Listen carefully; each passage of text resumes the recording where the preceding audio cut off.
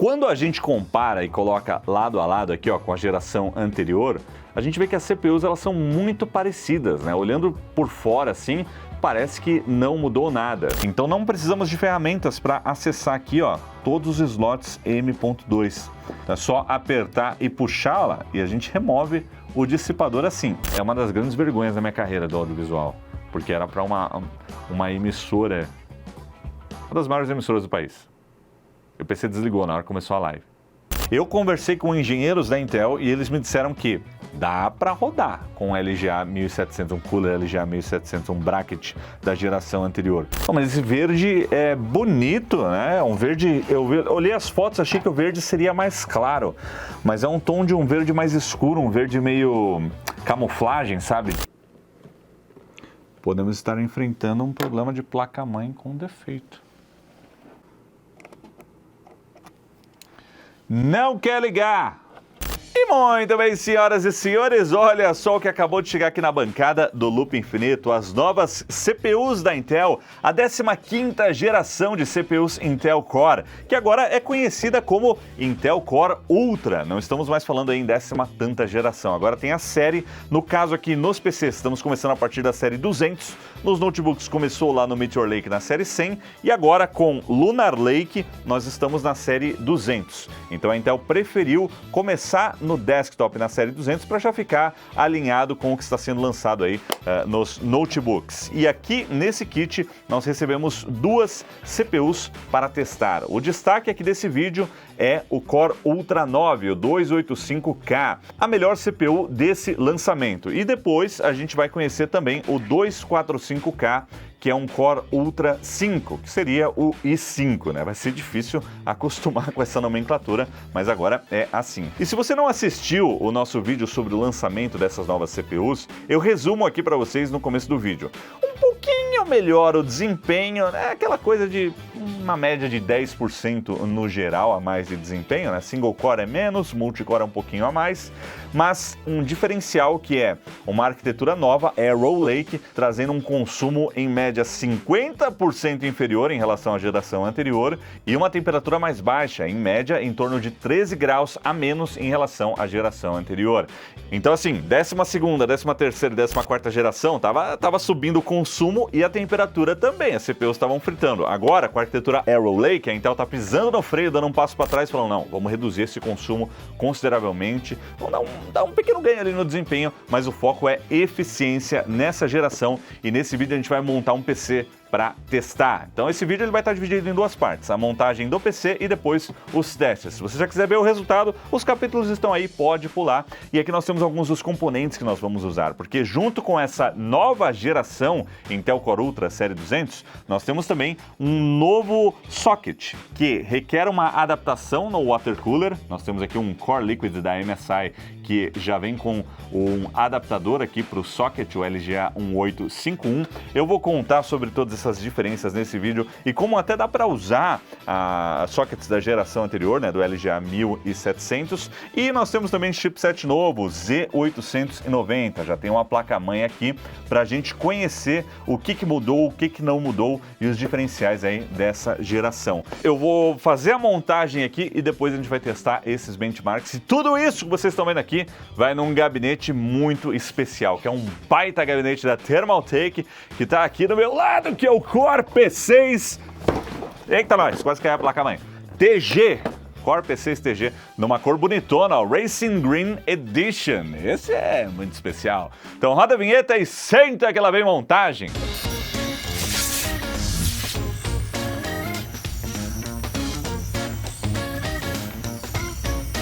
E para começar, um lembrete, para quem quiser saber tudo sobre essa nova arquitetura Arrow Lake por trás aí desses chips Intel Core Ultra série 200 para desktops, nós temos um vídeo que já foi publicado aqui no canal, falando aí sobre todos os detalhes mais técnicos, tudo que você precisa saber. E nesse vídeo aqui hoje a gente vai ter uma abordagem mais prática, vai ser a nossa primeira montagem com essa CPU, e eu não vou ficar muito no Technicase, não, a gente vai montar, ver o que mudou durante o processo de montagem, ou não, e testar e comparar em relação à geração anterior, né? Vamos ver aí coisas como o desempenho, como o consumo e a temperatura, que são as grandes promessas da Intel. Se você não assistiu esse outro vídeo, o que você precisa saber é que essa nova geração, ela está trazendo uma redução significativa no consumo. A Intel está mirando em eficiência energética, então é uma CPU que consome até 160 watts a menos nos jogos, é uma CPU que chega aí mais de 13 graus, né, na redução da temperatura com a mesma tarefa, né, em relação à geração anterior, e traz um ganho moderado no desempenho, né? Eles falam em até 8% a mais de desempenho single core e até 15% a mais de desempenho multicore, dependendo, é claro, do teste. O que, assim, é aquela melhoria que a gente tem de geração para geração, mas o foco está realmente na eficiência. Eu sei que muita gente para isso, não tem outra palavra. Né, mas você tá na tomada, deixa puxar, eu vou comprar uma barata, 14ª geração mesmo. Ok, eu não discordo, eu acho que você tem que gastar o seu dinheiro no que mais lhe convém.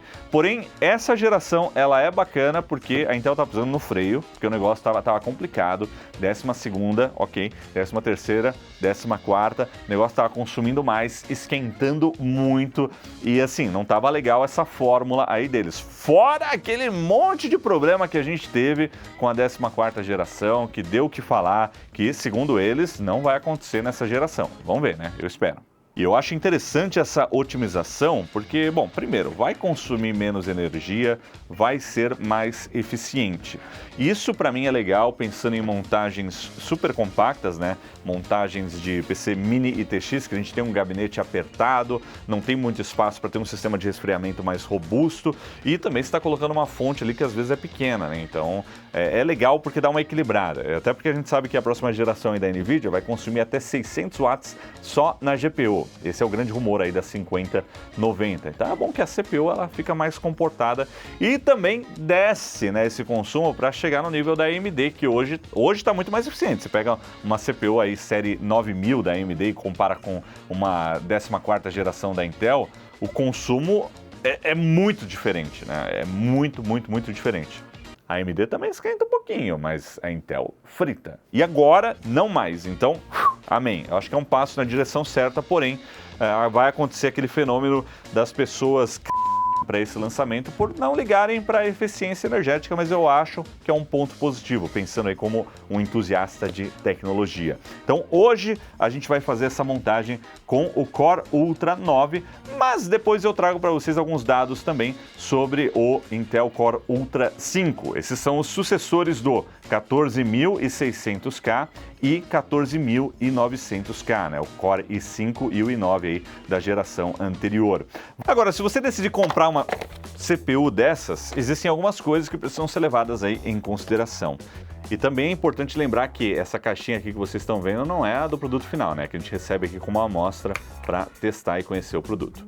Quando a gente compara e coloca lado a lado aqui, ó, com a geração anterior, a gente vê que as CPUs elas são muito parecidas, né? Olhando por fora assim, parece que não mudou nada. Isso olhando a parte de cima, porque quando a gente olha a parte de baixo da CPU, a nova geração claramente traz mais pontos de contato e dá para perceber o redesenho na arquitetura na parte do centro. E debaixo aqui dessa proteção desse die tá tudo diferente porque agora tem um stacking, né, dos chiplets. Usando a tecnologia Foveros da Intel, então é uma coisinha em cima da outra ali, os tiles computacionais, e a litografia ela é misturada. O tile computacional é 3 nanômetros, o System on a Chip ali com a CPU tá nos 6 nanômetros e a GPU, a Intel Arc integrada que a gente tem aqui dentro, está nos 5 nanômetros. E eu só tô dizendo isso aqui para vocês porque por fora ela é muito parecida, mas o socket não é o mesmo. Até dá para colocar essa CPU ali e fechar, mas o encaixe, os pinos aqui embaixo, os contatos são diferentes no LGA 1851 e o cooler também é diferente. Não a furação na placa-mãe, a furação é igual, mas o nível de pressão aplicado nessas CPUs mudou. Então precisa de um bracket novo para garantir que a pressão correta está sendo aplicada, o que me leva a crer que eles finalmente trabalharam e resolveram aquela história, a velha história das CPUs que entortavam, né? Em várias montagens aqui a gente usou um suporte especial para o socket para evitar que a CPU entortasse. Se você não sabe dessa história, isso é algo que acontecia nas gerações anteriores, né? Na 12ª que começou esse design retangular para frente, porque a pressão que o cooler aplica em cima da CPU não está bem distribuída e acaba entortando um pouquinho a CPU, e às vezes isso causa aí uma perda na dissipação de calor, porque prejudica o contato entre a superfície aqui da CPU e a base do cooler. Então, vamos torcer para esse problema ter sido resolvido aí também. Mas esse tipo de coisa a gente vai ficar sabendo só daqui a alguns meses, né? São meses de uso até surgirem reais problemas. No começo é tudo lindo e maravilhoso, vamos ver se mantém. Então tá aqui a nova CPU que a gente vai usar. E vamos conhecer a primeira placa-mãe que a gente vai montar aí nos novos Intel Core Ultra, que é uma placa da MSI, é uma Z890 Tomahawk Wi-Fi, e essa placa já traz algumas das novidades do chipset Z890. Assim, o chipset Z890 ele suporta muitas coisas legais, em especial a gente vê melhorias aí nas conectividades e nas lanes PCI Express. Então nós temos até 48 linhas PCI Express suportadas nesse chipset, sendo 20 delas PCI Express 5.0, até 8 conexões SATA 3.0, tá durando bastante até, né, SATA, até 32 portas USB, suportando aí 5 de 20 GB, 10 de 10 GB e 10 de 5 GB e até 14 portas USB 2.0. Além de conectividades como Wi-Fi 6E e Bluetooth 5.3 já integrados no próprio chipset, porém as fabricantes podem colocar também Wi-Fi 7 e Bluetooth 5.4, como é o caso dessa placa-mãe aqui. Também mudou em relação a Thunderbolt. O suporte para o Thunderbolt 4 é nativo agora no chipset e nós temos aí suporte para um controlador externo Thunderbolt 5.0. Então a gente vai começar a ver placas-mãe aí com Thunderbolt 5. Temos também melhorias na conectividade de rede com suporte nativo a 2.5 gigabits, mas as fabricantes podem ir além, como é o caso aqui, com 5 GB de Ethernet nativo na própria placa-mãe. A frequência base suportada das memórias também subiu um pouquinho. Agora a base é 6.400 MHz ou megatransfers por segundo. Antes era 4.800, então agora a gente já começa numa base mais alta, e a Intel me garantiu, eu conversei com os engenheiros, eles falaram que agora vai até 8.000 de boa, super estável, que antes para chegar em 8.000, às vezes, né, você tinha que ficar mexendo ali nas configurações, ajustando. Então essa geração ela tá mais amigável a frequências mais altas na memória DDR5, e talvez agora a gente comece a ver vantagens reais da memória DDR5 em relação à DDR4, porque até o momento, hoje, a maioria dos usos é elas por elas. Bora abrir essa caixa aqui e conhecer essa Z890 Tomahawk. Essa caixa tá meio pesada, hein? Acho que tem alguma coisa aqui nessa caixinha. Vamos ver.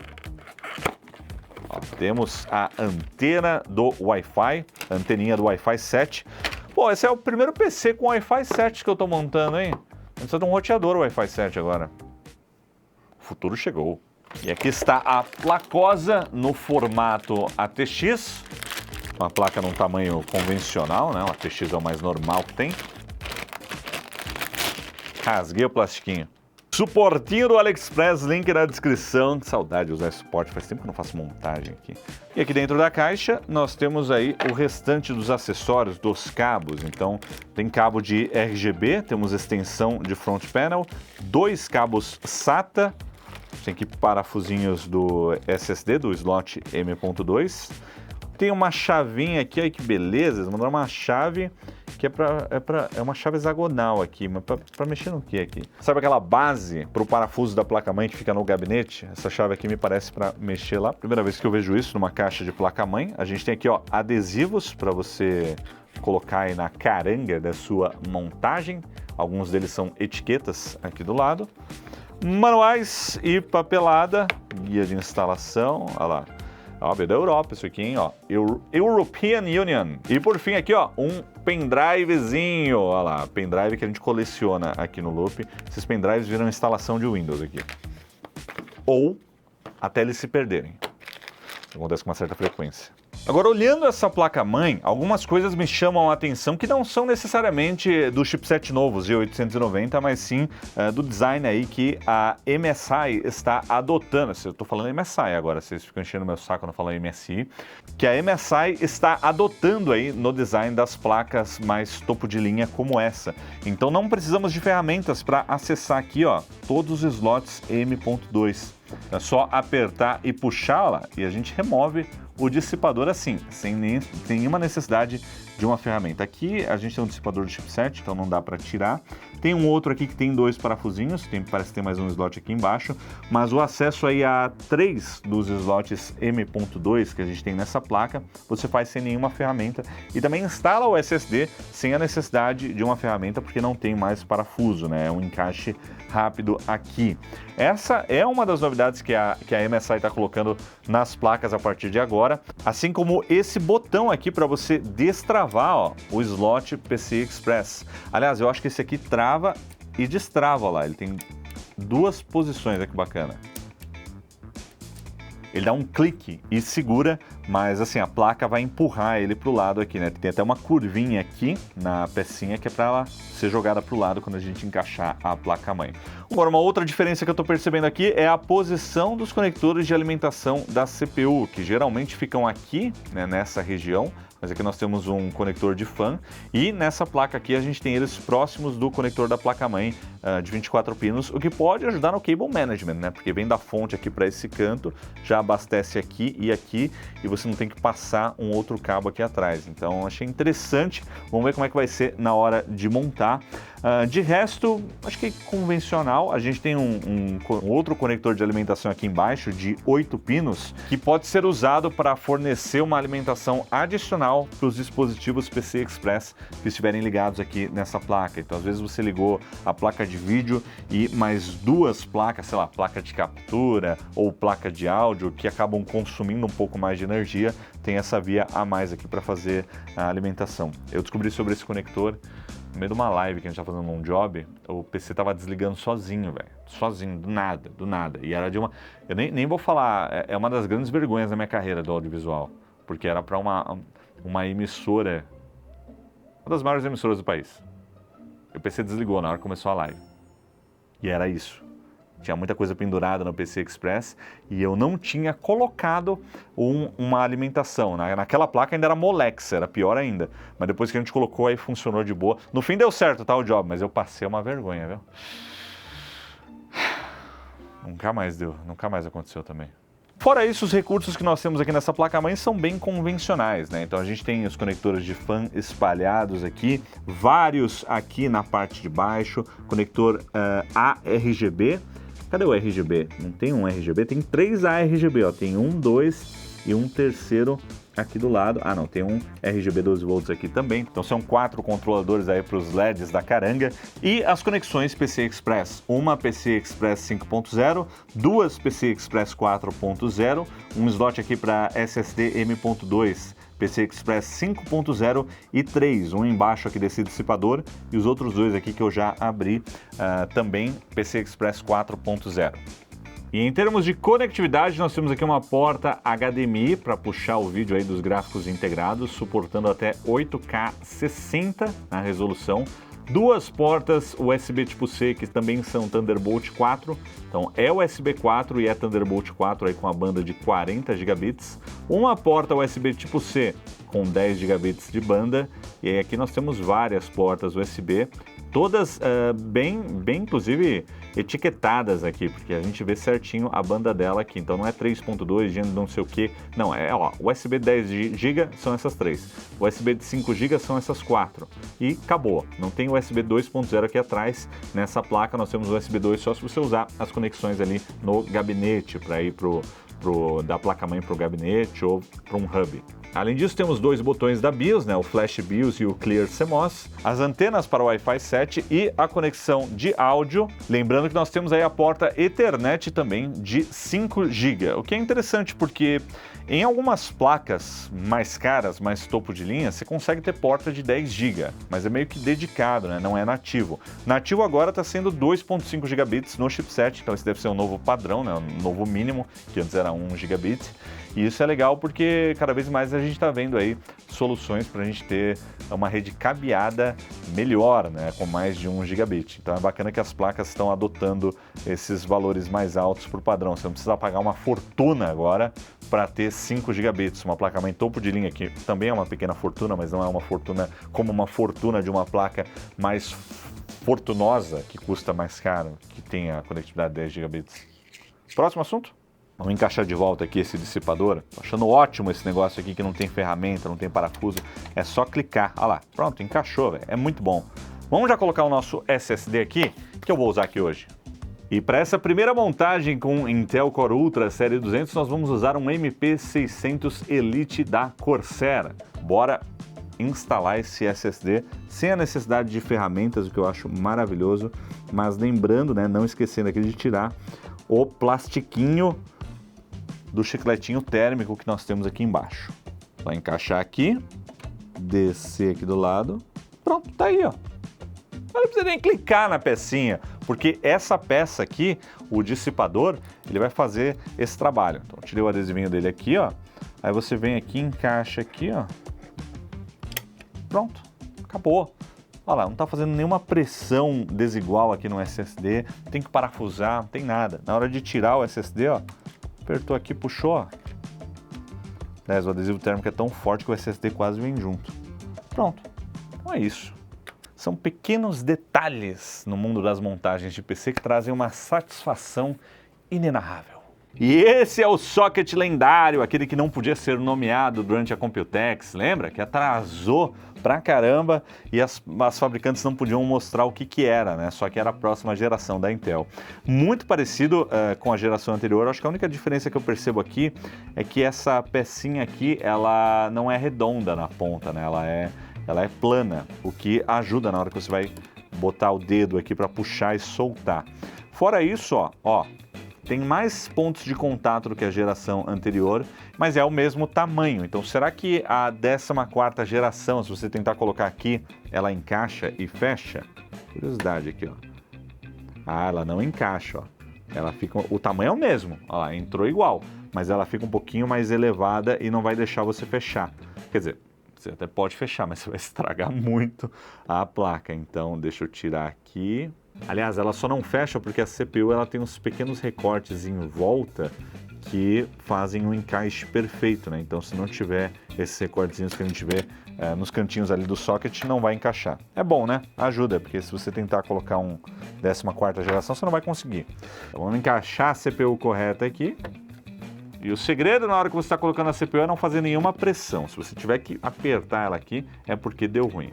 E vamos fechar aqui o sol. Já saiu, soltou agora, nem saiu voando. Não sai mais voando? Pô, deixa eu ver, tentar de novo aqui, ó. Quer dizer, para sair voando, então, a gente precisa fazer uma pressão no processo inicial. Então, não sai. Não vai mais sair voando. Melhoraram isso também. Para mim, pioraram, né? Porque era parte da minha palhaçada aqui no vídeo. Aí é só fechar e encaixar aqui, torcendo para que a pressão que esse bracket está aplicando aqui na CPU seja mais nivelada para não entortar. E agora vamos à memória RAM e nós vamos usar esses dois módulos que a Intel mandou aqui pra gente para essa montagem, né? Em parceria com a XPG, eles separaram aí dois módulos DDR5 com uma frequência mais alta para a gente testar para valer. Então aqui nós temos dois módulos, cada um deles com 24 GB de memória RAM, são memórias aí não binárias, com um total de 48 GB. E elas suportam aí uma frequência de até 8.800 MHz. Até desafinei aqui, 8.800 MHz ou megatransfers aí por segundo. Vamos ver se a gente vai alcançar, hein, esses 8.000 aí. O que eu acho que é impossível se eu colocar essas memórias no 14900K. A gente vai tentar também, mas não vai conseguir rodar estável pela minha experiência. Tem que mexer muito na CPU. São as memórias DDR5 CUDIN. Eu não tenho maturidade para essa gravação. Vamos encaixar o CUDIN aqui. Desculpa, galera, eu não consigo. Bonita essa memória, hein? Dissipador grandão, com uma área de RGB aqui. Vamos botar aqui em Dual Channel. Aliás, uma coisa que a gente viu na Computex está começando a virar moda, são módulos vazios de memória só para você preencher aqui e colocar. Para rodar em dual channel, numa frequência mais alta, é muito mais estável apenas 2 módulos, mas o pessoal quer preencher todos os slots, aí coloca uma memória dummy aqui vazia, que só vai acender o RGB. Coisas, peripécias da montagem. Rita, aí a base da montagem já está pronta aqui, CPU instalada, memória RAM, SSD, placa de vídeo a gente vai colocar por último. Agora a gente vai colocar a base do water cooler e depois a gente vai para o gabinete, que é a segunda grande estrela aqui desse vídeo, Core P6 TG. E nós recebemos para essa montagem aqui, esse carinha aqui, que é o MAG Core Liquid i360, também da MSI, kit completo aqui deles, placa-mãe e um water cooler para a gente montar. Além disso, eles já mandaram esse acessório adicional, que isso aqui é uma coisa que as fabricantes vão começar a vender agora. Você não precisa comprar um cooler novo, você pode comprar apenas esse complemento aqui, que é um bracket especial para o socket LGA 1851. Então você troca essa base ali e pode usar o seu water cooler ou air cooler antigo, desde que a fabricante faça isso, né? Vamos ver como é que vai ser aí. A MSI já mandou junto aqui pra gente, prontinho para fazer a instalação. Uma embalagem aqui, inclusive, muito justinha. Desculpe. E é disso daqui que a gente está falando, né? Essa base aqui que vai embaixo aí do cooler e conecta com a placa-mãe. A furação é a mesma do LGA 1700. Eu conversei com engenheiros da Intel e eles me disseram que dá para rodar com o LGA 1700, um cooler LGA 1700, um bracket da geração anterior. Mas o que muda não é a distância da furação, como aconteceu na geração anterior. O que muda é a pressão aplicada em cima da CPU. Então não é o ideal, mas até dá para fazer. Mas que bom que eles mandaram essa pecinha aqui pra gente. Tô sempre pronto para uma boa gambiarra. Bora abrir com essa chave aqui mesmo. Link na descrição. Nós temos aqui um water cooler com um radiador de 360 milímetros e um bloco da CPU bem estiloso, viu? Que a gente vai conhecer aqui hoje. Olha lá, também, ó, União Europeia, com os olhos em todo lugar. Vamos ver o que nos aguarda aqui. Opa, o que é isso aqui bonitinho? Nossa, isso daqui também é um negócio que eu vi na Computex. Eles estão mandando as ferramentas numa embalagem mó bonitinha. Não é tudo jogado num saquinho mais não. Olha que legal isso daqui, ó. Eu vou abrir aqui, ó. Você tem tipo um estojo. Olha que bacana isso. Um estojinho de ferramentas.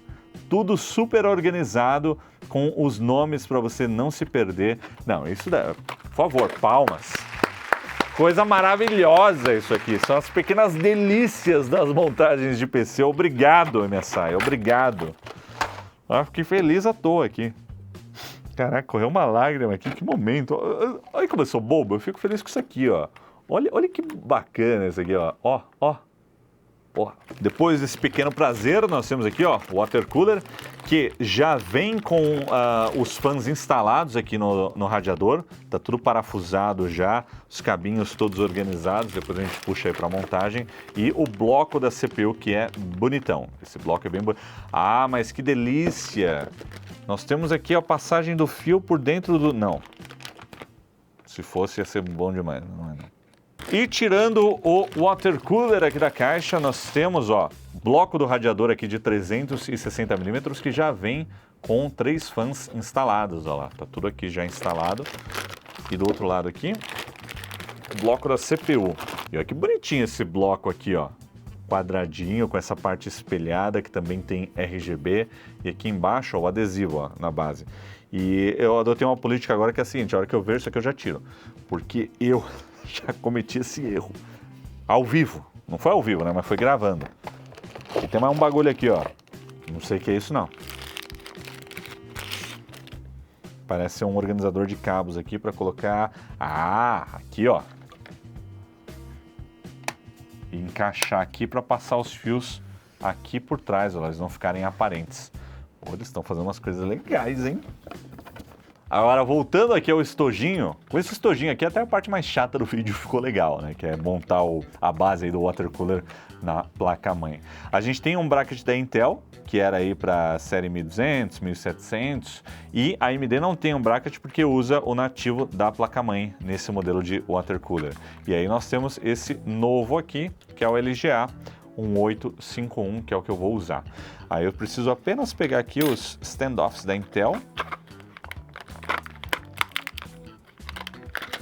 Olha que legal, esse aqui sai, ó. Tem um negócio aqui em cima, adesivo, que é só você tirar e depois você põe de volta para guardar. Aí temos os parafusinhos aqui.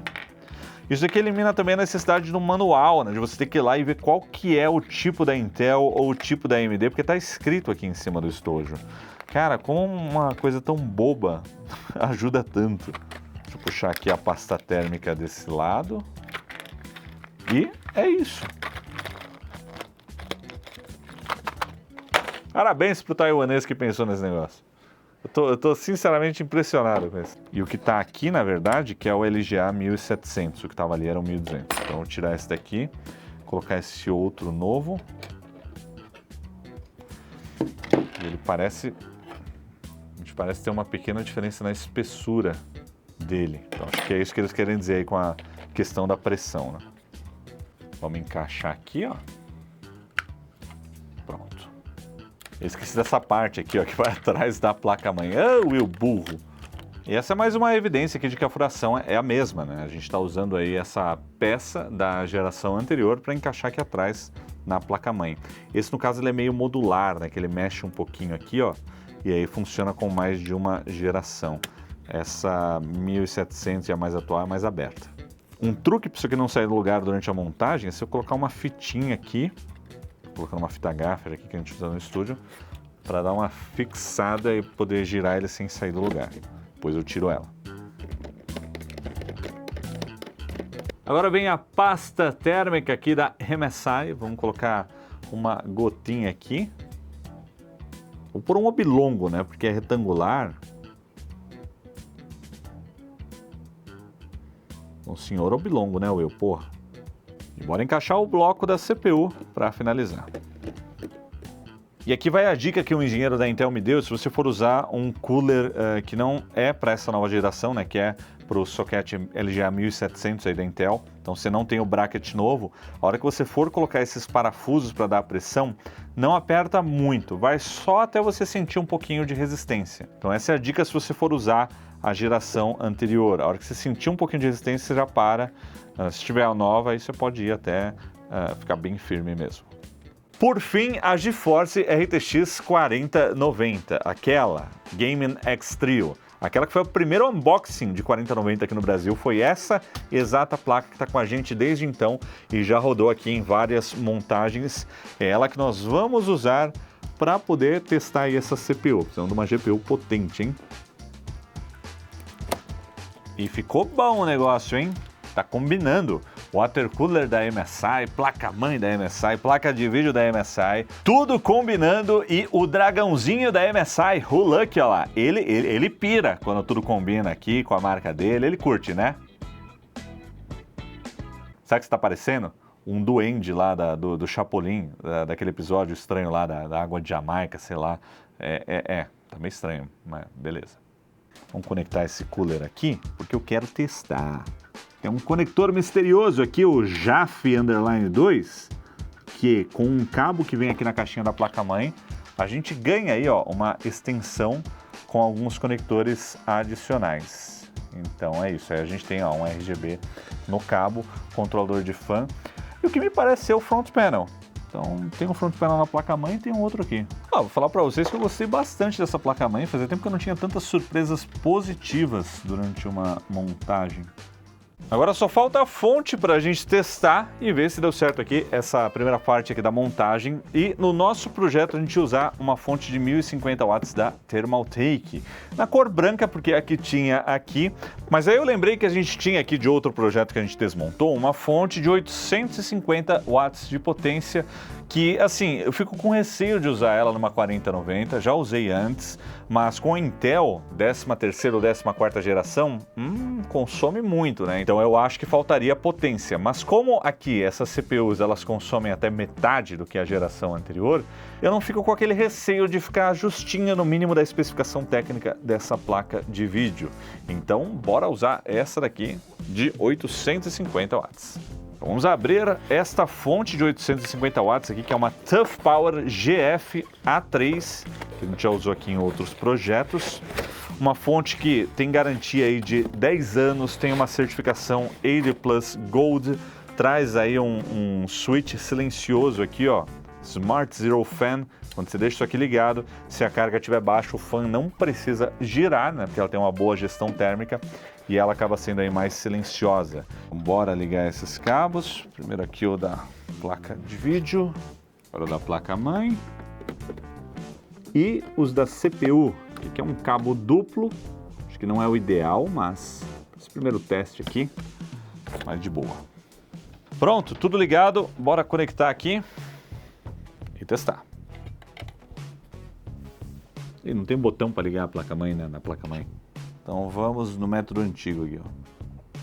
Seguimos não funcionando, Lucas. Podemos estar enfrentando um problema de placa-mãe com defeito. Não quer ligar! 1 hora depois. Passei por um pequeno sufoco agora. Achei que era fonte, testamos 3 fontes, nada, não liga. Tiramos placa de vídeo, tiramos memória, tiramos SSD, não liga. Trocamos a CPU, tirei o Core Ultra 9, coloquei o Core Ultra 5, também não liga. Aí, por fim, a gente decidiu tentar de bobo tirar a CPU. Aí ligou a placa-mãe, sem a CPU. Então, chegamos à conclusão de que era BIOS. Baixamos uma BIOS beta, colocamos aqui, ó, no pendrive, nessa porta USB que tem esse contorno, né, de flash da BIOS, e apertamos esse botãozinho aqui. E a BIOS foi atualizada sem a CPU. E agora temos a expectativa de obter o sucesso. Vamos ver aqui, ó, vou ligar aqui com a CPU. Beleza, liguei. Não acendeu nenhuma luz aqui, hein? Caraca, hein? E hora da verdade. Agora ligou, agora tá girando, não tá girando esse aqui porque tem um cabo obstruindo, né, o Will burro. Vai, gira, filho. É pro outro lado. Agora ligou, memórias acenderam, placa de vídeo acendeu e vamos ver se vai dar vídeo aqui nessa TV que já entrou no modo espera aqui, ó. E olha só que interessante essa primeira tela que aparece quando a gente termina de montar e liga pela primeira vez. Isso é uma novidade dessa geração, não sei se vai ser em todas as placas-mãe, mas a gente pode escolher o perfil de desempenho. Então a gente tem um perfil da Intel, que é esse primeiro que está aqui, que vai limitar o consumo em 250 watts, e aí a gente tem outros perfis da fabricante, no caso aqui a MSI. Esse daqui vai até 295 watts, esse daqui também, o Extreme, e aí o último aqui vai até o quê? O quê? 4.096 watts? É isso mesmo, ó, 4096. Eu acho que se a CPU rodar em 4 kW, vai explodir, vai literalmente explodir, não tem como. Lembrando que é uma BIOS beta, então esse último valor deve estar desajustado, assim como os outros dois, né, o Extreme e o Performance, são iguais. Então é legal que a gente tem as configurações recomendadas pela Intel para o chip e a da fabricante. E isso é interessante porque antes ia sempre na da fabricante. Você ligou, padrão, vai na da fabricante e às vezes tinha muita diferença de uma placa-mãe da MSI, uma placa-mãe da ASUS, uma placa-mãe da Gigabyte. E algumas eram exageradas com a configuração e esquentava demais. É o caso do que estava acontecendo com algumas placas da ASUS aí há algum tempo. Então é bacana que você pode simplesmente colocar, não, vamos para as configurações da Intel e acabou. Aí, teoricamente, mesmo placas diferentes vão ter aí uma configuração parecida. Então, depois disso, a gente entra na BIOS e aí eu consigo ver, né? A BIOS clássica aí, dá para ver a memória RAM instalada aqui, ela já subiu a 6.400 MHz. Dá para perceber aqui que a tensão base aqui da CPU está em 1.1 volt, não está chegando em 1.2. Era normal na 13ª, 14ª, isso aqui já está em 1.3, às vezes 1.4, mesmo só na BIOS. E ali embaixo, por fim, tem o SSD instalado, o MP600 aí com 2 TB de armazenamento. Então agora sim, a montagem foi um sucesso e chegamos na segunda parte dessa montagem agora, que é esse gabinete aqui, ó. Bora falar! Eita, c... Ainda bem que essa GPU pesa 1 tonelada, então ela nem mexeu e que não temos HD também, né? Senão já tinha ido pro saco. Deixa só eu testar o RGB aqui do water cooler pra gente ver se tá acendendo. Aê! Ah, agora sim! Pô, não tinha acendido antes, eu não sabia por quê, era porque tava desconectado ali. Esqueci de conectar de novo. Então agora sim, ó, tudo aceso, tudo ligado, tudo bonitinho. Então bora conhecer esse gabinete. o Core P6 TG da Thermaltake e daqui a pouco os benchmarks do Core Ultra, hein? Vamos montar rapidinho aqui e aí eu mostro para vocês como é que esse chip está se desempenhando. E aqui nós temos um gabinete mid-tower que é super modular. Aqui nessa parte aqui da caixa dá para ver como a gente tem várias formas de montar. E uma das coisas que me empolga nesse gabinete para a gente aqui no Loop Infinito é poder usar ele como um bench, né? Um gabinete aberto para poder testar componentes. Você pode mudar a lateral, mudar a posição, a GPU vai na vertical. É um gabinete bem versátil e você também pode, é claro, montar ele de um jeito mais tradicional, que é o que a gente vê nessa imagem aqui. Ele tem suporte para muita coisa. 4 drives de 3,5 ou 8 de 2,5 para lotar de SSD aí, para colocar armazenamento, é bacana. Então ele suporta placas ATX, Micro ATX ou Mini ITX. A gente tem suporte para 4 drives de 3,5 ou 8 drives de 2,5. Então dá para botar vários SSDs SATA aí se você quiser armazenamento. A gente tem suporte para fãs, ó, na frente 3 de 120mm ou 2 de 140, no topo até 3 de 120 ou 2 de 140 também e atrás 1 de 120mm. Na lateral cabe 3 de 120mm ou 2 de 140mm e embaixo também dá para pôr, ó, 3 de 120mm ou 2 de 140mm. E para um water cooler ele pode ter um radiador de até 360mm que pode ser montado na frente, no topo, atrás dá para pôr um de 120mm só, ou na lateral a gente consegue colocar até 360 também. Embaixo dá para pôr também, mas aí é só até 240mm. Então é bem versátil e bora conhecer esse produto? Vamos abrir aqui essa caixona.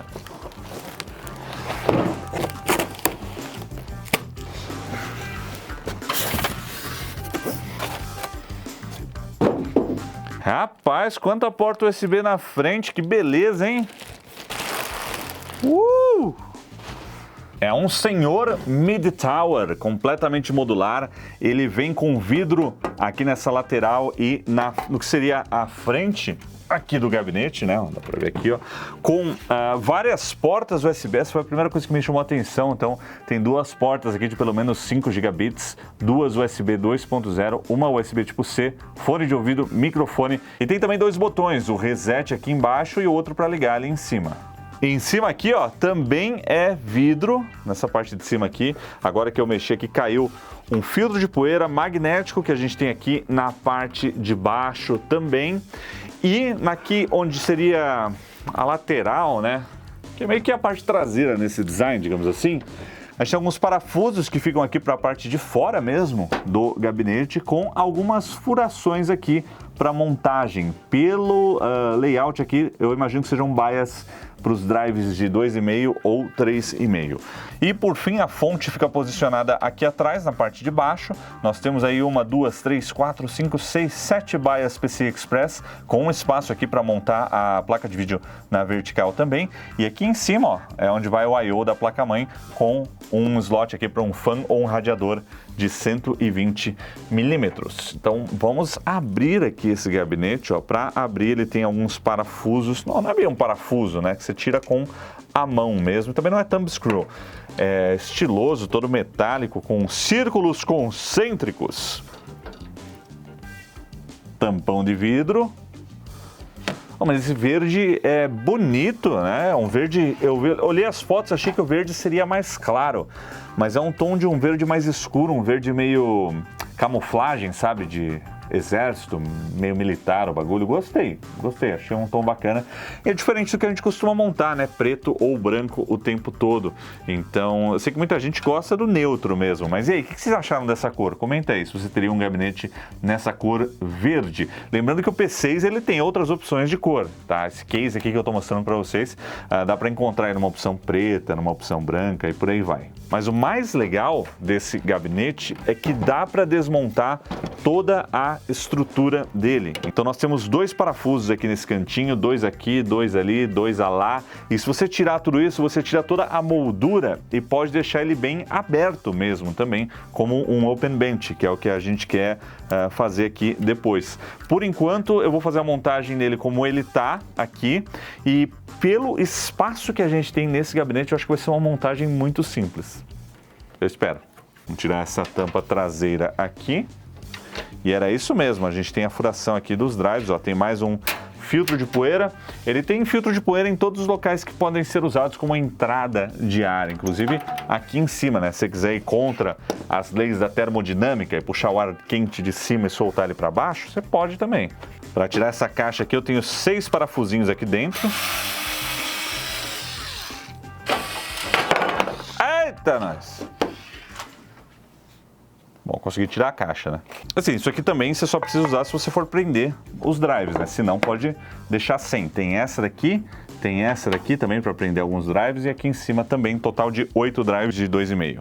E nessa caixinha aqui nós temos os acessórios, ó. Temos o manual do Core P6 TG e também aqui alguns acessórios, ó lá. A gente tem o speaker, parafusos, etc. aqui. Tem algumas molduras para você personalizar aí a montagem, a moldura para fonte SFX, se você usar uma fonte menor. E eu acho que é isso. E o manual mostra aqui como você pode tirar todas as peças laterais para deixar ele naquele modo só a tampa traseira, olha que bacana aqui, com esses tubos de sustentação. Então você pode tirar a parte de trás, a parte de cima, a parte de baixo, a parte da frente e deixar só o vidro. É muito simples, 2 parafusos, sai essas pecinhas de canto aqui e aí a gente pode simplesmente puxar o vidro. Só desliza para fora, muito fácil. Isso daqui é muito bacana para quem enjoa do gabinete e gosta de ficar mexendo, né? Então você pode deixar ele de um jeito por um tempo, depois você troca a forma como o gabinete fica ali na sua mesa e por aí vai. Então agora eu tô deixando ele aberto aqui, mas ainda tô deixando ele com as molduras. Dá para tirar todas essas molduras de alumínio também, né? Como eu acabei de comentar. Até os tubos aqui, ó, você pode remover. É pesado isso aqui, hein? Uma construção muito boa nesse gabinete. Bom, eu acho que com isso estamos prontos aí para a nossa montagem. Então bora brincar de Lego aqui agora, encaixando os nossos componentes. Eu vou começar com a placa-mãe, já está com todos os fios aqui. Olha como o cara segura a placa-mãe, ó. Tem jeito um cara desse montar PC? Mas é porque é bom, né? A estrutura é boa aqui, dá para você segurar pelo bloco da CPU. Vamos encaixar aqui a placa-mãe. Beleza, vai ser mais ou menos aí. E o bloco do water cooler, eu acho que eu vou colocar ele aqui na lateral mesmo. Eu acho legal que esse gabinete ele é vazado, então ele encaixa o water cooler dentro. Não fica aquela protuberância aqui na superfície do frame. Então, olha lá, a gente entra com ele aqui, ó, e ele fica encaixado aí dentro. Isso é bem legal.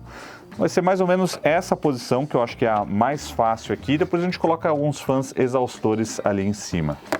Legal que esse gabinete vem com algumas borrachinhas aqui, ó, para você colocar, né, para ajudar aí na fixação da placa-mãe. Ou de outros componentes também, né? Você pode usar à vontade. Como a gente vai trocar de placa depois aqui nessa montagem, eu vou deixar normal mesmo. Ô Ralph, quantos parafusos são necessários para fixar uma placa-mãe? 6. 6? 6 são o suficiente? É o básico. Não mais do que isso? Não mais. E se for mini TX? 4. Tá sabendo. Vocês acham o quê? O cara é técnico de informática, pô. Respeita o Ralph. Fui. Não é mais? Ninguém me chama mais. Ah, então seu computador quebrou? Chame Ralph Mansky para consertar o seu PC. Pus mais, hein, Ralph? Pus 8 parafusos. Tá ótimo. E vou pôr o 9º aqui agora. 9 parafusos. É porque com a minha incrível parafusadeira da Xiaomi, colocar os parafusos no PC é uma tarefa muito fácil. Você também pode ter essa incrível ferramenta clicando no link que está aqui na descrição desse vídeo. Você ganha por isso, né? Compre! Claro que eu ganho uma comissão, pô. Acho que eu vou anunciar de graça. E num radiador de 360mm, Ralph, quantos parafusos? 8. 8? Tem 8 furos aí. 8 furos. 8 furos. Por enquanto eu vou colocar apenas 4 parafusos, porque eu não sei se essa vai ser a posição final, né? Aqui, nesse momento, ele está pegando o ar do gabinete e jogando para fora. Quando ele está montado assim, eu gosto de fazer o contrário, né? Fazer os fãs pegarem o ar de fora, já que ele tem um acesso aqui, e jogar para dentro. Então, depois eu vou inverter aí esses fãs. Mas para esses primeiros testes, como o gabinete estará aberto, acho que não tem problema deixar assim. Se você quiser fazer um push-pull aqui, também dá, né? Colocar um sanduíche de fãs, 6 fãs no radiador de 360mm, só que aí ele vai ficar um pouco mais para frente, né? Não dá para pôr aqui na parte traseira. E a dica que eu sempre dou quando você está montando o seu PC é você montar o máximo que você puder fora do gabinete. Depois você leva tudo para o gabinete. Então, olha só que beleza. Eu já estou com o watercooler instalado, a placa-mãe já está colocada aqui e eu só preciso passar os fios, organizar aí todos os fios, colocar a fonte e instalar a placa de vídeo.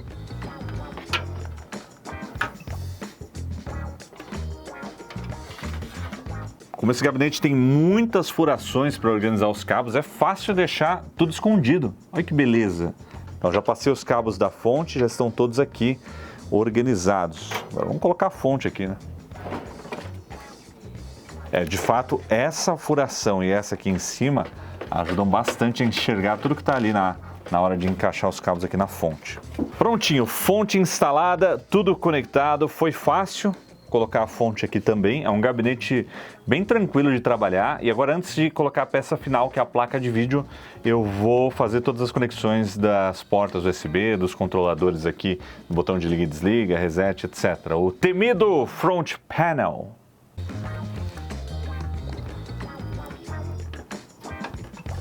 Nosso PC está tomando forma rapidinho aqui. Agora só falta a placa de vídeo, que ela vai ficar aqui na vertical, e aí eu preciso pegar uma pecinha aqui para adaptar. O que nós temos que fazer aqui é mudar a orientação dos slots PCI Express. É só tirar aqui, olha que beleza. E aí a gente muda a orientação dele para ficar desse jeito. Um detalhe importante: se você pretende montar um PC e colocar a placa na vertical, não esquece de ter um cabo riser. Precisa desse cabo aqui para fazer uma emenda aí, né, da PCI Express da placa-mãe até a placa de vídeo. Eu esqueci desse detalhe e esse gabinete não acompanha esse cabo. Algumas fabricantes já mandam o cabo junto com o gabinete, mas não é o caso aqui. Porém, a gente vai usar esse outro que a gente tem aqui também da Thermaltake, na cor branca, né? O ideal seria que você fosse na cor preta, mas depois a gente troca. Ao longo do vídeo o PC vai evoluindo. Aí aqui a gente conecta na placa-mãe.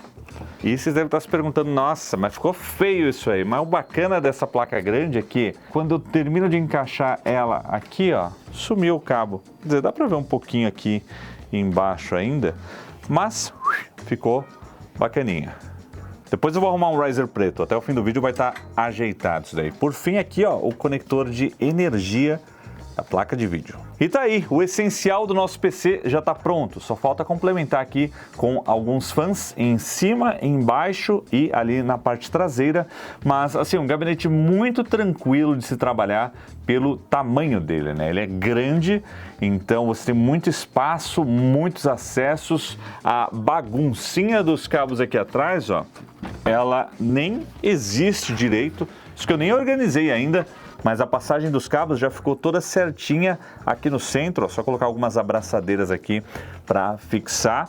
E ainda tem muita coisa que eu poderia instalar, né, nesse gabinete. Eu acho que esse é um bom gabinete para você fazer um custom loop, né, fazer um water cooler custom, porque a gente tem um espaço aqui, ó, que é perfeito, inclusive já tem a furação certinha para você encaixar um reservatório de água com RGB e por aí vai, e passar os tubos, né? Ele é espaçoso, pensando nisso também. Essa montagem que a gente fez aqui, ela é relativamente básica em termos de um water cooler all-in-one, né? E uma placa de vídeo que também não tem resfriamento líquido, porque aqui daria para você trabalhar numa boa com vários tubos saindo aqui, passando por todo o gabinete, fora os outros modos de montagem dele também, né? Você pode montar ele de várias formas. Mas agora eu vou tirar aqui, ó, os adesivinhos do water cooler aqui dos fãs, porque chegou a hora da gente testar para valer. Vamos ver se vai ligar e depois eu trago para vocês os primeiros testes aí com o Intel Core Ultra. Atenção!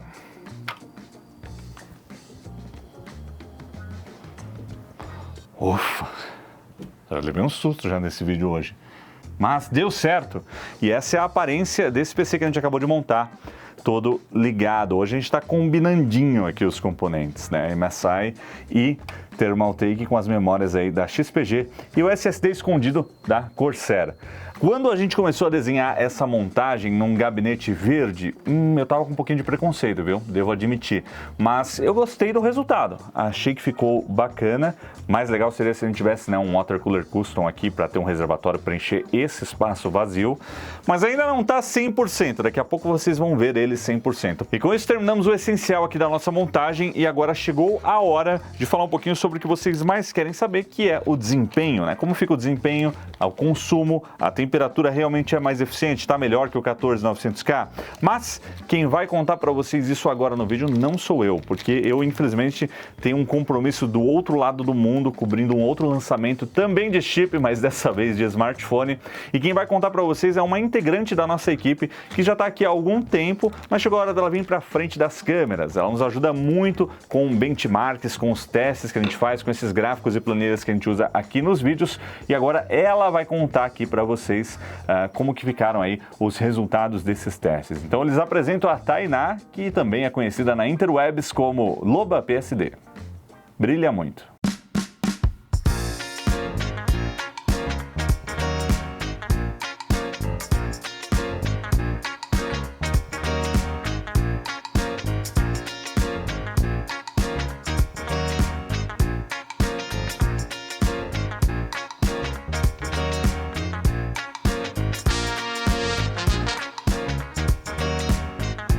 E aí pessoal, eu sou a Loba, tô trabalhando nos testes aqui no Loop já tem um tempinho, mas essa é a primeira vez que eu tô aparecendo aqui nas câmeras para apresentar em especial essa montagem que a gente fez. Como vocês podem ver, a gente até terminou, né? Num take pro outro. Vocês estão vendo aqui o Core P6 todo completinho com todas as fãs. Coloquei 10 fãs aqui no total, são todas fãs da Thermaltake. E o interessante delas é que elas invertem as aletas. Então pode parecer que eu instalei errado, mas nada disso. É muito tranquilo de você trocar e deixar no fluxo certo. A gente tem até um vídeo completinho que eu vou deixar o card aqui em cima para vocês darem uma olhada depois.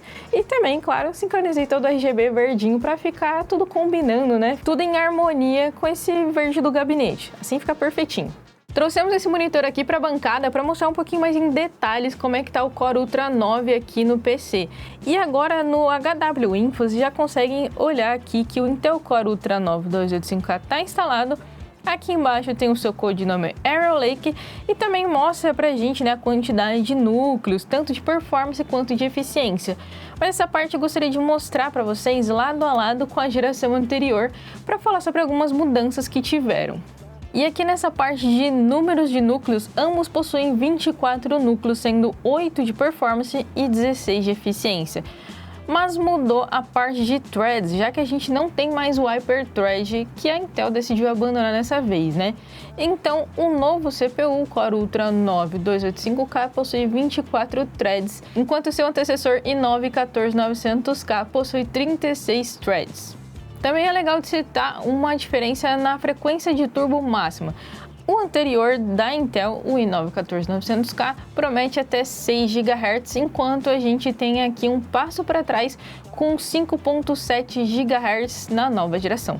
E antes da gente testar o Core Ultra 9 em como ele está se comportando, deixa eu mostrar para vocês o setup completinho com todas as peças para vocês saberem como foi configurado para a gente testar tudo e mostrar os resultados para vocês. Na BIOS utilizamos o perfil da Intel, pois os perfis pré-configurados da placa-mãe da MSI não estão tão interessantes assim. Nas peças utilizamos a nova MSI Mag Z890 Tomahawk Wi-Fi, toda preta com detalhes verdes, um water cooler Mag Core Liquid também da MSI de 360mm, fonte de 850 watts Gold com ATX 3.0 da Thermaltake, 10 fãs ARGB da Thermaltake também com conexão magnética e possibilidade de inversão de aletas, placa de vídeo RTX 4090 da MSI, 2 módulos XPG DDR5 CUDIN de 24 GB cada uma e que entrega até 8600 MHz L40.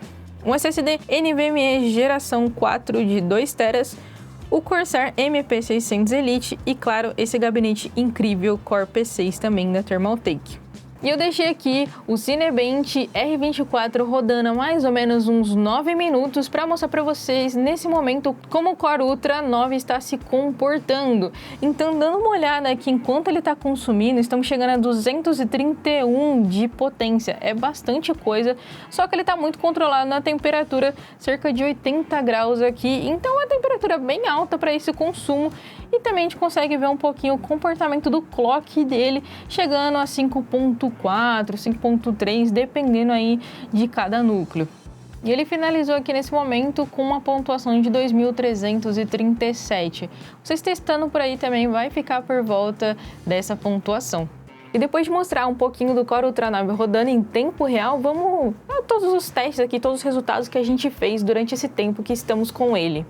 No Cinebench R24, que recentemente atualizou separando testes apenas para CPU sem utilizar a GPU, que foi qual utilizamos aqui nos testes, tanto em multithread quanto em single thread, tivemos resultados bem interessantes. No single thread, o Core Ultra 9 foi 8% melhor do que o Ryzen 9 9950X e 6% melhor do que o i9 14900K. E em multithread, o Core Ultra 9 fez 8% a mais de pontuação que o seu antecessor e 13% a mais do que o Ryzen 9 concorrente. Agora, olhando as temperaturas, o i9 14900K superaqueceu e o Core Ultra 9 lidera em resultado de menos quente. Sendo assim, ele é 22% menos quente que o i9 de 14 e 4% menos quente que o 9950X. Isso considerando o multithread, que tem as temperaturas mais altas, já que usam o total do processador. Em consumo, o Core Ultra 9 consome bem menos, apenas 59 watts, 28% a menos do que o i9 14900K e 50% a menos do que o Ryzen 9 9950X. Mas em multithread, ele ainda ganha do i9 de 14 com 30% a mais de eficiência, porém perde em 20% para o Ryzen 9, que nesse caso foi bem mais eficiente. Acreditamos que esse resultado do Ryzen 9 conseguir ali segurar uns 200 watts é por causa da correção que já aconteceu no Windows 11, onde anteriormente eles tinham um bug que estava afetando o desempenho dos Ryzen 9000 e agora eles estão bem mais controlados. Também testamos no Cinebench R23 para ver se esses comportamentos continuam ali parecidos ou até iguais. Apesar dos números agora serem maiores na apresentação de pontuação aqui no R23, não mudou que o Core Ultra 9 apresente uma pontuação maior em ambos os casos, tanto em single quanto em multithread, com 4% a mais de pontos que o i9 14 e o Ryzen 9 no single thread. Mas já no multithread, o ganho foi de 8% em cima do antecessor e 3% em cima do concorrente. A temperatura em single core, pela primeira vez o Core Ultra 9 aqueceu mais, mas nada muito alarmante, já que o Ryzen 9 foi apenas 9% menos quente e o i9 de 14 apenas 4% menos quente. Até diria que pode ser uma margem de erro aqui nesse caso, que foi bem único. No multicore, o i9 de 14ª geração superaqueceu novamente, mas o Core Ultra 9 e o Ryzen 9 fazendo quase a mesma temperatura, com a diferença apenas de 1 grau, ambos ganhando por 23% menos quente que o i9 de 14. E em consumo no single thread, tivemos 50% a mais de eficiência para o Core Ultra 9 contra o i9 14 e o Ryzen 9. Mas no multicore, vemos ainda o Ryzen 9 manter os 200 watts, ganhando em 22% de eficiência contra o Core Ultra 9, mas o i9 14900K perde 24% de eficiência para o novo Core Ultra 9. No CPU-Z, a situação entre eles ficou bem parecida. O Core Ultra 9 ganha nas pontuações e aqui ganha na temperatura também, mas parte para o Ryzen 9 em consumo, sendo um ganho de cerca de 2% para o Core Ultra 9 contra os demais processadores em single thread, e em multithread ele ganha de 9% contra o da geração 14 e 11% contra o Ryzen 9. Na temperatura se mantém com 75 graus, sendo menos quente que ambos também, com 28% a menos quente do que o i9 14900K e 3% menos quente que o Ryzen 9. No consumo, o Ryzen 9 segura mesmo o consumo de 200 watts, ganhando de ambos os Intel, sendo 16% mais eficiente que o Core Ultra 9, mas o Ultra 9 ainda é muito mais eficiente que seu antecessor, com um ganho de 23%. Acredito que o processador Ryzen 9 9950X tentar manter os 200 watts em consumo esteja sacrificando a pontuação dele, mas para tentar segurar a temperatura, pois mesmo consumindo menos, ele costuma apresentar uma temperatura maior do que o Core Ultra 9, provavelmente contornando possíveis problemas de superaquecimento que poderiam acontecer em alguns casos e que a AMD com certeza gostaria de evitar. Agora indo para o 7-Zip, Nas pontuações, no nosso teste, o Core Ultra não ganha do i9 14900K e nem do Ryzen 9 9950X. Ele entrega uma pontuação mais baixa que os demais, sendo que o Ryzen 9 9950X apresenta 7% de ganho em cima do i9 14900K e 21% de ganho em cima do Core Ultra 9 285K se analisarmos o resultado total. Na temperatura, a menor delas é o Core Ultra, sendo 38% menos quente que a geração anterior e 30% menos quente do que o Ryzen 9 9950X. E em tempo de conclusão do teste do 7-Zip, apesar de todos ficarem próximos, o Core Ultra foi o mais rápido, resolvendo tudo em 51 segundos, sendo 16% mais rápido que a 14ª geração e 11% mais rápido que o Ryzen 9. Por fim, a gente testou também no Handbrake, que é um software para conversão de vídeos. A gente testou em configurações 4K, H264 e H265, mas também testamos em Full HD, H264 e H265. A média de FPS aqui variou bastante entre eles, sendo que o Core Ultra 9 foi bem mais longe, com 32% de ganho contra o i9 de 14ª geração e 34% melhor do que o Ryzen 9 no render de vídeo em 4K H264. Mas no H265 eles tiveram um resultado mais equilibrado. Já nos testes em Full HD, o Core Ultra 9 perdeu para o Ryzen 9 em ambos os testes, sendo o Ryzen 9 melhor em 16% no Full HD H264 e 12% melhor no Full HD H265. Agora em temperatura não tem como, o Core Ultra se sobressai novamente, onde também vemos o i9 14900K superaquecendo. Sendo o Core Ultra cerca de 15% menos quente que o Ryzen 9 e cerca de 26% menos quente do que o i9 de 14ª geração em todos os cenários testados aqui. Em consumo, o Core Ultra 9 ganha do seu antecessor em todos os testes com cerca de 31% a mais de eficiência, porém perde para o Ryzen 9, que se mantém consumindo apenas 200 watts e sendo 19% mais eficiente do que o Core Ultra 9, também em todos os cenários. Agora, em tempo de conclusão de cada render, que importa bastante nesse caso, os resultados foram bem variados. No resultado 4K H264, o Core Ultra fez o menor tempo, assim como ele fez também o melhor FPS, ganhando por 37% a mais de velocidade do que o Ryzen 9 e 32% mais rápido do que o i9 de 14ª geração. Porém, nas demais configurações, a liderança fica para o Ryzen 9, que ganha na configuração 4K H265, no Full HD H264 e i9 14900K só ganha por 1 segundo de diferença e o Ryzen 9 ganha novamente em Full HD H265 com o menor tempo. Após mostrar para vocês esses testes no benchmark, pelo menos, dá para ver já aqui que a Intel está realmente correndo atrás ali de corrigir os problemas mais da sua geração passada, que apresentava muito superaquecimento e consumos muito altos. Nesse caso, a gente tem ali o Core Ultra 9 conseguindo manter uma boa pontuação na maioria dos testes, com temperaturas muito boas e com um consumo muito menor do que a geração passada, mesmo que o Ryzen 9, que é o seu rival, ainda assim dê bastante trabalho. Mas agora vamos passar ali para os testes dos jogos, que eu sei que muitos de vocês estão bem mais interessados. E pessoal, esses testes dos jogos fizemos todos eles em Full HD no mínimo. A gente entende que esse não é o preset ideal que vocês querem jogar ali com um processador tão high-end como esse, mas a ideia aqui é que a placa de vídeo não interfira muito nos nossos testes, assim deixando mais o processador brilhar. E começando com GTA V, vemos o Intel Core 9 285K ganhar do seu antecessor i9 14900K com 7% a mais de FPS, porém perdendo em 2% em FPS para o atual topo de linha da concorrente AMD, o Ryzen 9 9950X. E olhando um todo, os resultados de FPS aqui ainda foram bem próximos. Em temperatura, vemos o i9 14900K fazendo até 60 graus, o 285K fazendo até 58 graus e o 9950X até 59 graus. Aqui a diferença é muito baixa, fica entre 1 a 2%, porém, se observarmos o consumo, aí sim temos um cenário muito interessante. E nesse caso, o Core Ultra se sobressai, pois ele consegue manter esses resultados apresentados consumindo apenas 82 watts, e essa redução de consumo apresenta um ganho de 40% do seu antecessor e 46% do seu rival. Logo, a ideia de sacrificar um pouquinho de performance para conseguir reduzir 50% do consumo, pelo menos até 50% do consumo que a Intel mencionou nas suas apresentações, aqui realmente está presente no GTA V. Agora, no CS2, o Core Ultra 9 mostra que realmente tem uma perda significativa de performance a custo de temperatura e consumo, já que fez a menor média de FPS, onde seu antecessor tem um ganho de 25% e o seu rival tem um ganho de 19% a mais na performance. Entendemos esse custo de performance com uma temperatura menor do que ambos os processadores testados ao lado, com uma temperatura de até 54 graus, cerca de 18% menos quente que ambos os processadores, e isso refletindo diretamente no consumo também, onde o Core Ultra consegue manter um consumo de apenas 75 watts, fazendo com que ele seja 47% mais eficiente que o i9 14900K e 59% mais eficiente que o Ryzen 9 9950X.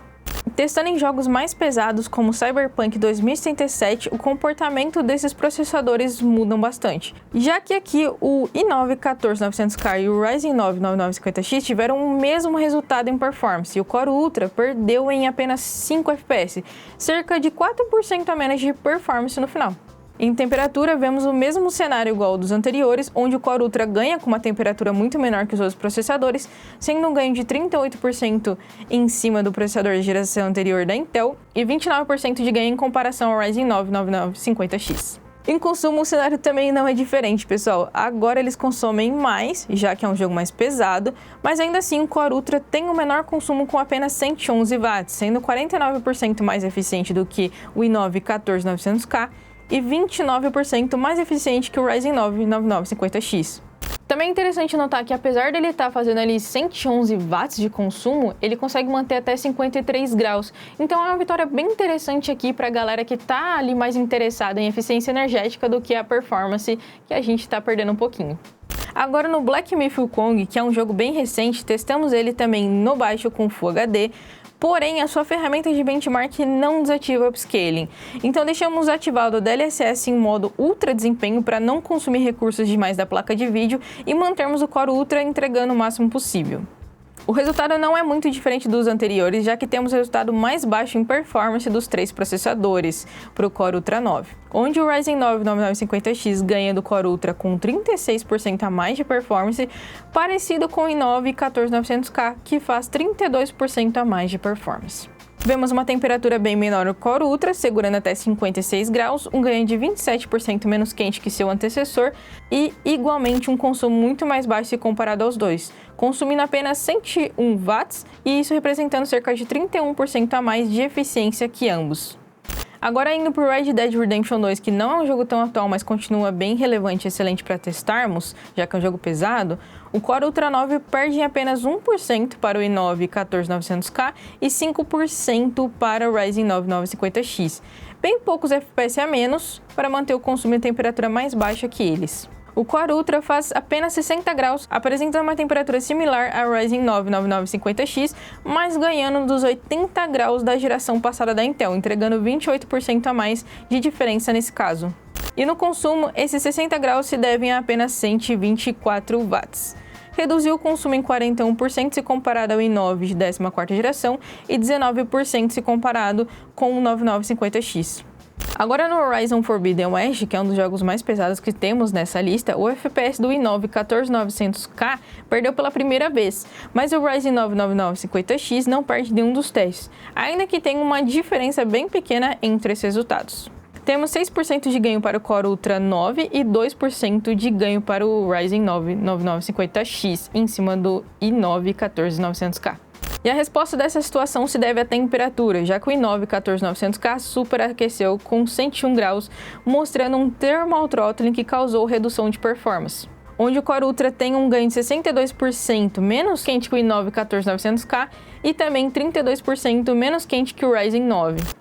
E por fim, o consumo só bota um ponto final, já que o i9 14900K chegou a consumir 210 watts, maior entre eles, o que levou a esse problema de superaquecimento, que não acontece mais na nova geração, já que temos o Core Ultra 9 sendo 49% mais eficiente do que a geração passada e 18% mais eficiente que o concorrente. Todos esses testes foram feitos com as mesmas memórias e também com a configuração de 6.400 MHz. Porém, a Intel frisou bastante ali que vai ser muito mais fácil de você subir a frequência no Core Ultra 9. Então, gostaria de passar para vocês a minha experiência fazendo isso por aqui. E eu tive mais problemas com o Ryzen 9, para falar a verdade. Quando eu subi para 6.400 MHz, o Ryzen 9 9950X, ele apresentou bastante problema de tipo crashes em diversos jogos e até mesmo reiniciando o sistema algumas vezes. É normal a gente esperar ali uns crashes do Cyberpunk 2077 por ele ser um jogo mal otimizado? Tudo bem, mas eu não estava esperando, por exemplo, no Counter-Strike 2 do nada ou até mesmo no Red Dead Redemption 2 também aleatoriamente. Agora, tentando subir essa frequência 6.400 MHz em ambos os Intel, eu não tive esses problemas. Eles não reiniciaram, eles não crasharam nada, além daqueles problemas normais ali da 14ª geração, que ela superaquece mesmo, e aí não é nada relacionado à frequência, né? É os próprios problemas que o CPU tinha. Mas como a Intel frisou que o Core Ultra 9 seria muito mais fácil subir frequências, a gente testou e ia além com ele. Eu consegui subir ali até 8.000 MHz tranquilamente. Ligou, eu joguei por várias horas, fiz vários testes e tranquilo. Agora, quando eu tentei em 8.200, 8.400 ou 8.600, eu já não consegui mais, ele nem iniciou o sistema. E até aí estava tudo perfeito. Porém, quando eu cheguei hoje no estúdio para ligar aqui e fazer uns últimos testes, ver como é que estava rodando, ele também não subiu a 8.000 novamente, o que acaba que não foi uma boa experiência subindo frequência de memórias, não. Eu tive um resultado bom e outros muito ruins. Eu só consegui fazer o sistema iniciar de verdade quando eu coloquei a BIOS em default. Então ele resetou tudo para o zero e deixou ali uma frequência mínima só para a gente ligar e dar tela. Acaba que não dá para garantir que realmente ficou muito mais fácil de subir a frequência do Core Ultra 9 com apenas um teste bom, né? Então pode ser que você tenha dificuldade por aí na sua casa também com esse novo processador. E depois de todos esses testes, vemos que a Intel está realmente correndo atrás de corrigir os problemas da 13ª e 14ª geração, até mesmo retirando o Hyper-Thread, que era uma tecnologia que eles vinham utilizando há muito tempo. Essa é a ideia porque eles não querem mais ter essa dor de cabeça. Eu acho que ninguém quer ter essa dor de cabeça de um processador descontrolado, né? Que fica ali consumindo muito, dando thermal throttling e até mesmo desligando. Então, essa parte o Core Ultra conseguiu resolver. Pelo menos aqui, o que a gente testou do Core Ultra 9 foi muito bom em consumo. Mesmo que o Ryzen 9, o seu rival, né? Ali nos benchmarks tentou segurar o máximo possível em 200 watts, ainda assim o Core Ultra 9 fez temperaturas melhores, elevando um pouquinho mais de consumo, mas em todo momento ambos ganharam ali do i9 14900K. E falando mais um pouco sobre essa parte de números prometidos pela Intel, a gente vê realmente uma perda pequena ali de performance por um consumo muito menor, né, até 50% de consumo em alguns casos, e isso deixa muito claro que esse realmente não é o melhor CPU para jogos, não que ele não seja bom, vocês viram que ele tem um resultado muito legal. Porém, esse resultado de jogos aí deve se agravar ainda mais com o lançamento mês que vem ali da AMD, que vai apresentar os Ryzen 9000X 3D. E bom, pessoal, esses foram todos os resultados que a gente fez aqui nos nossos principais testes. E agora eu vou voltar aqui para o Will. A gente se vê nos próximos vídeos.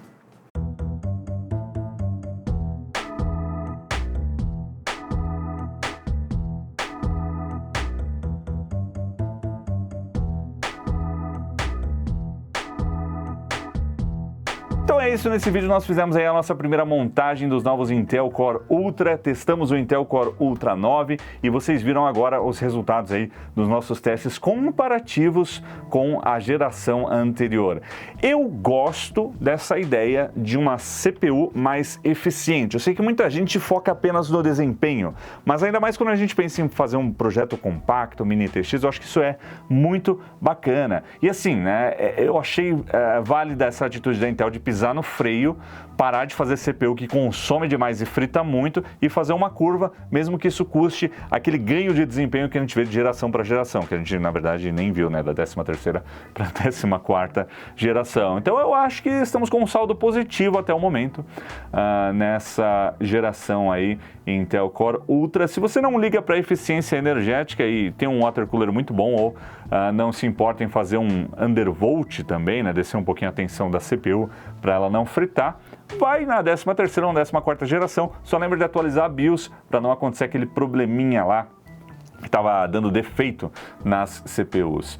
Então, eu acho que por hoje é só, e esse foi o resultado aqui dessa montagem do Core P6 TG que vocês viram. Só que no final do vídeo que foi gravado antes eu vou tirar os plastiquinhos. Vocês já viram ele aí bonitão o tempo todo, e eu aqui no final da gravação voltou esses plásticos aqui. Eu peço desculpas, eu vou contratar um novo continuista, mas tá tudo certo. Vocês conheceram também aí a Tainá, a Loba PSD. Espero que vocês tenham gostado. Ela deve aparecer mais vezes aqui em vídeos no Loop Infinito. Quem segue o Loop Infinito lá no Instagram já deve ter visto um outro conteúdo que ela fez pro canal.